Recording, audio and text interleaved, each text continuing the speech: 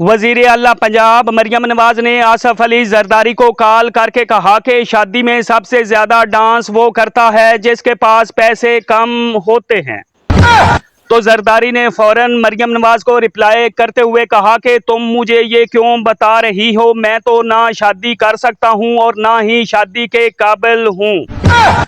तो मरियम नवाज ने कहा कि मैं घर में बैठी थी और मुझे याद आया कि जरदारी के पास कोई काम नहीं, जरदारी कोई काम नहीं करता, तो चलो मैं उसको कोई इंफॉर्मेशन दे देती हूँ।